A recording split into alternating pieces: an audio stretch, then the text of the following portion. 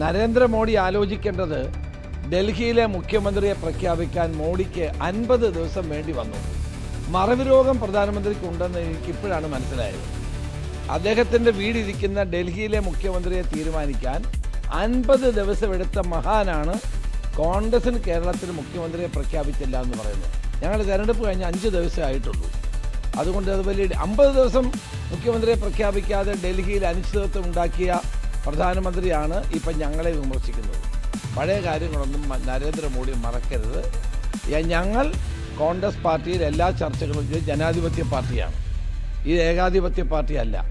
നാഗ്പൂരിൽ നിന്ന് നിർദ്ദേശം സ്വീകരിച്ച് പ്രവർത്തിക്കുന്ന പാർട്ടിയല്ല ഇത് എല്ലാവരുമായി ചർച്ച ചെയ്ത് തീരുമാനിക്കുന്ന ജനാധിപത്യപരമായി പ്രവർത്തിക്കുന്ന ഒരു നേതാവാണ് രാഹുൽ ഗാന്ധി.